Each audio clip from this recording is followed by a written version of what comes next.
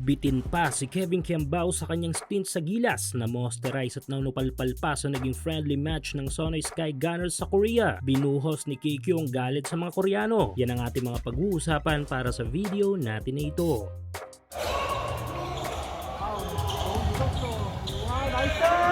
So kanina ay naganap na ang pangwalong practice match ng team ng ating kababayan sa KBL ng Korea na si Kevin Kiambao na Sonoy Sky Gunners bilang bahagi ng paghahanda ng team sa 2025 at 2026 KBL season. Kailangan nga ng every team ang mga ganitong klaseng mga friendly games upang maibalik sa kondisyon ng lahat ng kanilang mga players. Syempre para din ito sa kanilang mga bagong malalaro upang makabisa ang kanilang mga plays. At ang rason kung bakit kailangan nating abangan ng Sono ay dahil nga sa ating NBA hopeful na si KQ. Sa ganda ng mga naging development ni Kabayan this off-season ng KBL ay talaga namang isa ito sa mga kakaabangan ng mga malalaro sa KBL ng Korea at ito na rin ang chance upang makumpleto ni KQ ang buong season sa Sono. Kung natatandaan kasi last season nearly ender na lang ito nakalaro kaya hindi na kumpleto ang buong tulong sa Sono pero ito na nga at nagbabalik na si KQ sa KBL at tila nga nabitin pa si Kabayan sa kanyang naging stint sa Gilas para sa FIBA Asia Cup nakaraan kung saan ay hindi naging maganda ang ating naging result pero kung individual performance lang ang titignan ay naging disente naman ang naipakita ni KQ sa mga laro ng Gilas. Pero dahil talo nga ay dito na ibinuhos ni KQ ang galit nito dahil sa naging practice ng Sono kontra dito sa Korea University ay namosterize si KQ ng isang Koreano.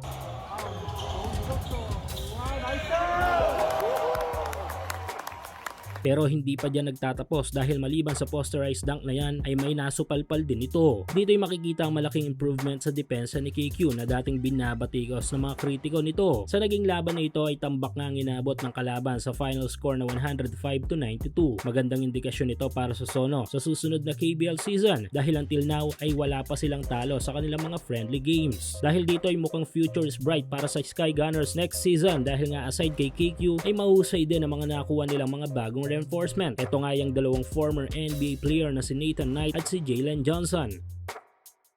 Ang unang makakatapatan ng team nila KQ sa opening ng bagong season ng KBL ay ang team ni Renz Sabando na Anyang Red Boosters na magiging magandang tapatan. Kaya abangan natin ang ating mga kababayan sa KBL ng Korea.